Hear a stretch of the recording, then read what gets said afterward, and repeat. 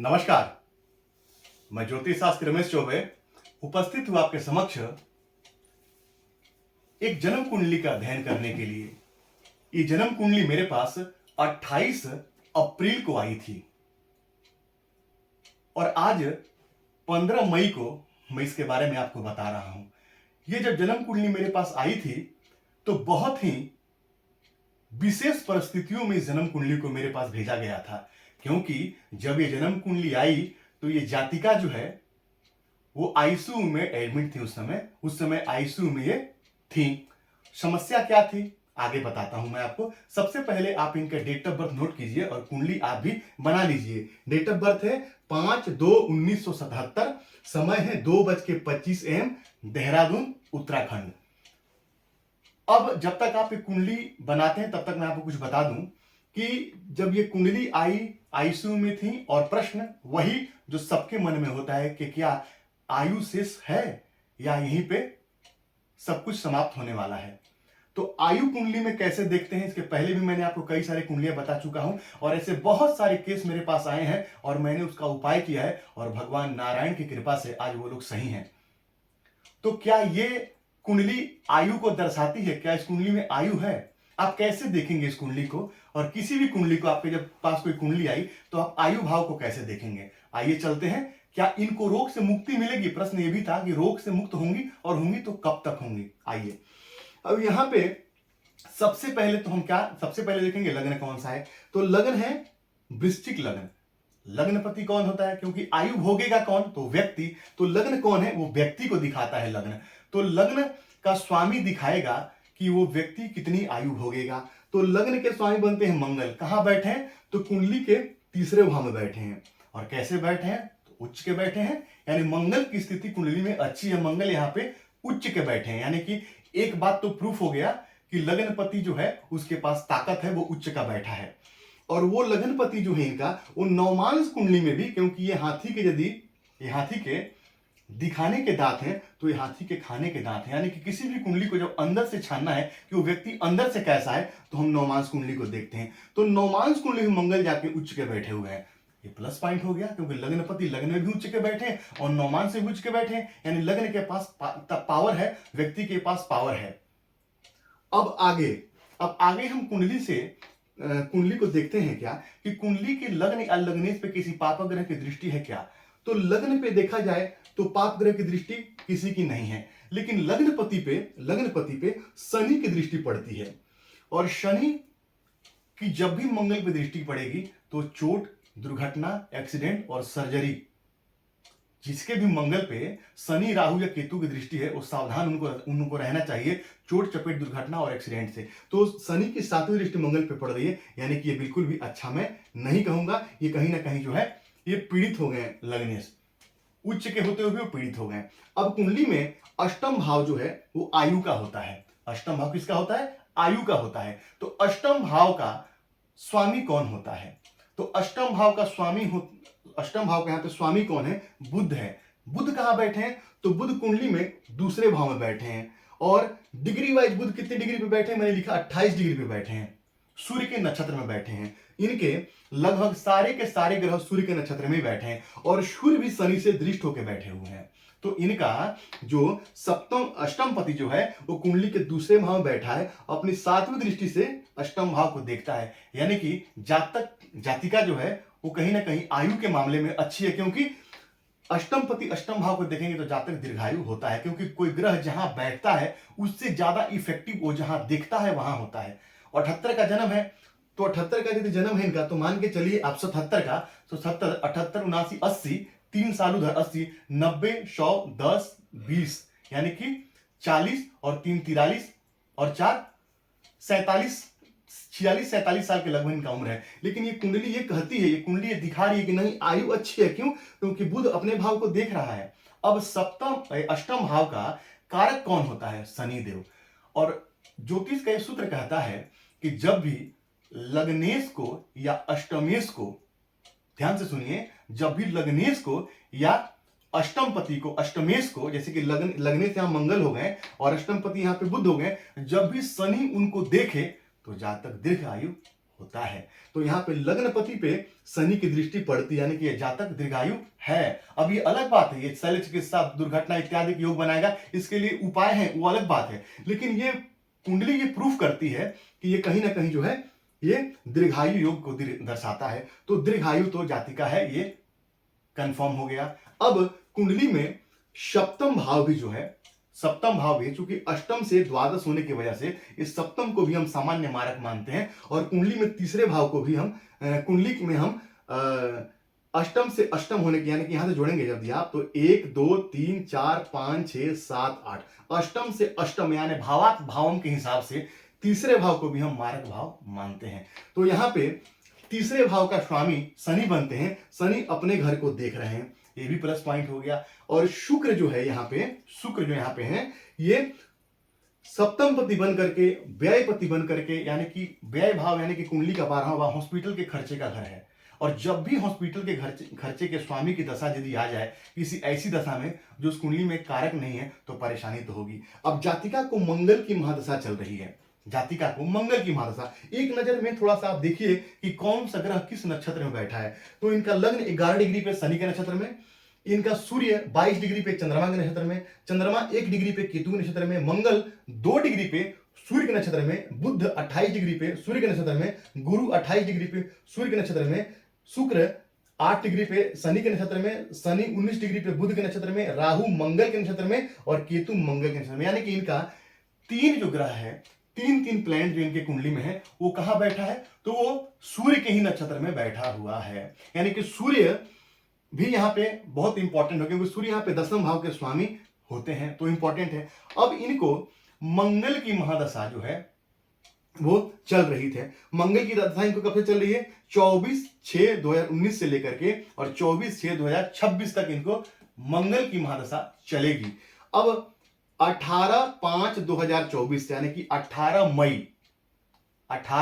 मई 2005 से लेकर के और 18 जुलाई 2025 तक इनको जो है मंगल में शुक्र का अंतर चलेगा, यानी कि 18 मई तक। और आज कितना मई है, आज 15 मई के दिन मैं ये वीडियो बना रहा हूं। तो इससे पहले मंगल से पहले शुक्र से पहले इनको किसका अंतर चला, तो शुक्र से पहले इनको अंतर चला बुध का अंतर चला। और बुध इस कुंडली में कहां का स्वामी होता है, बुध इस कुंडली में अष्टम भाव का स्वामी होता है और कुंडली में जो है तीसरे भाव का। और इस कुंडली में यानी कि वृश्चिक लग्न में बुध मारक ग्रह होता है। बुध किसके नक्षत्र में बैठा है, तो सूर्य के नक्षत्र में बैठा हुआ है।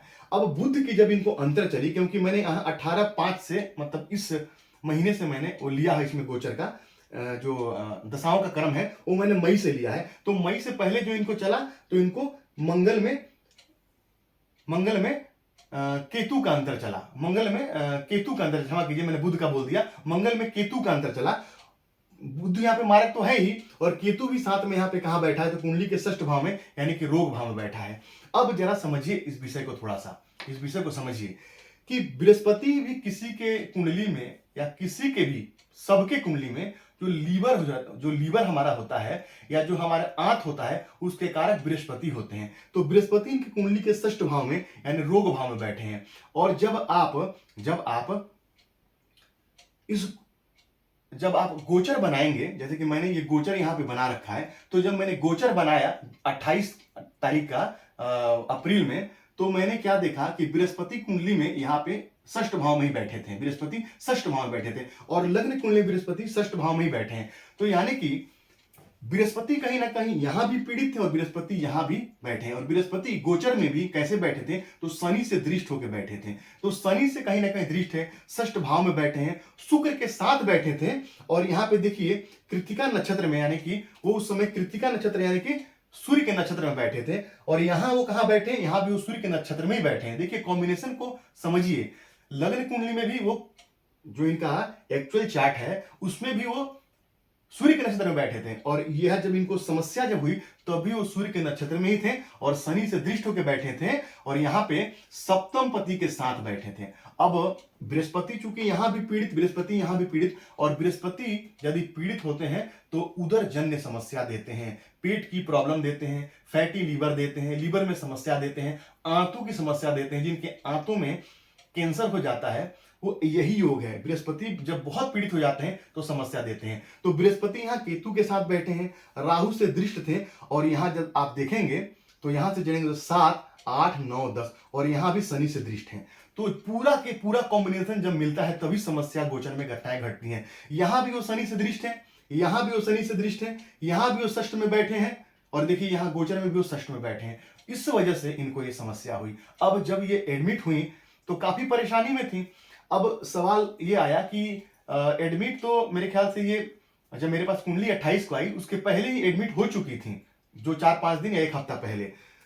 अब प्रश्न ये था कि क्या ठीक होंगी, तो मैंने आपको बता दिया कि आयु कुंडली में अच्छी थी। समस्या चूंकि मंगल की दृष्टि, क्योंकि मंगल जो है 1, 2, 3, 4, मंगल भी षष्ठ भाव को देखता है। मंगल की भी दृष्टि को मैं बहुत अच्छा नहीं कहूंगा, लेकिन हाँ एक प्लस पॉइंट क्या था कि रोग भाव पे, और रोग भाव के स्वामी अपने उच्च राशि में बैठ करके दृष्टि डाल रहे हैं, यानी कि रोग तो होगा लेकिन रोग से मुक्ति भी मिल जाएगी।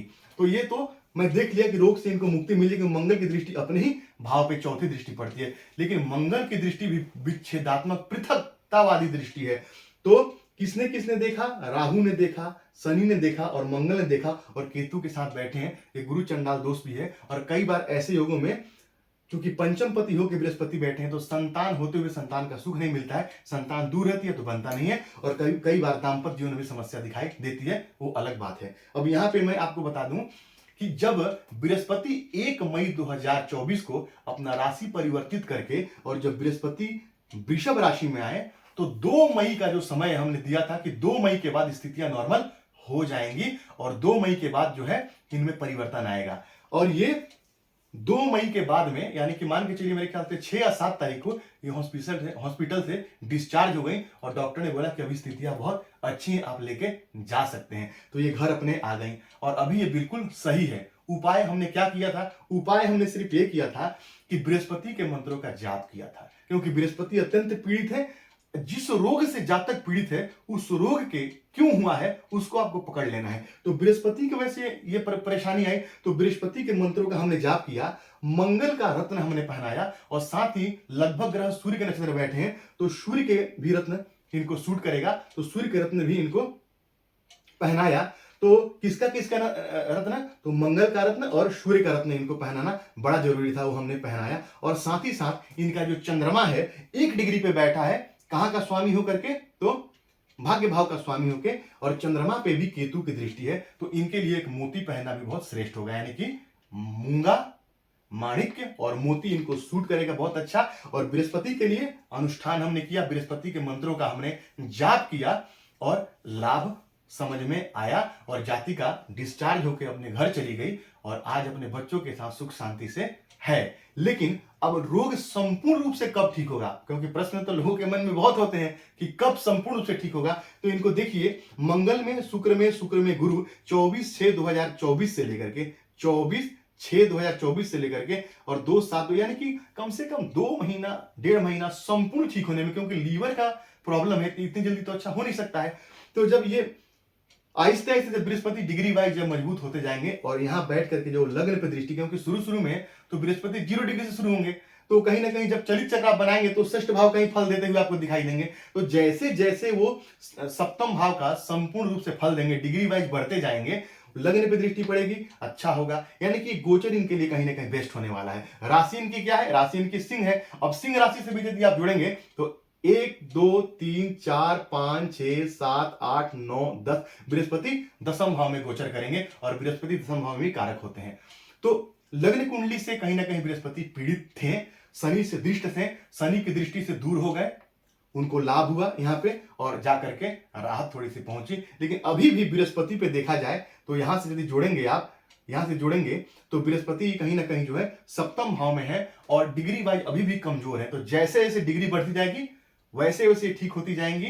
थोड़ा बहुत ये जो मैंने अंतर दिखा रखा है कि मंगल में शुक्र में गुरु, ये कहीं ना कहीं थोड़ा परेशानी इस समय दे सकता है, लेकिन चूंकि बृहस्पति का हमने रेमेडी लिया हुआ है तो बहुत ज्यादा नुकसान नहीं होगा। इनको बृहस्पति का मंत्र जब ये ठीक हो जाएंगे तो इनको भी हमने कहा कि आप भी 108 बार उसको जपते रहिए, और बृहस्पति से संबंधित दान, यानी कि गुरुवार के दिन चने की दाल का दान जो है वो 1.25 किलो मंदिर में जाकर के और लगातार गुरुवार से शुरू करके 45 दिन तक जीतिए, बृहस्पति जन्य सारे समस्याओं का समाधान यहीं से मिल जाएगा।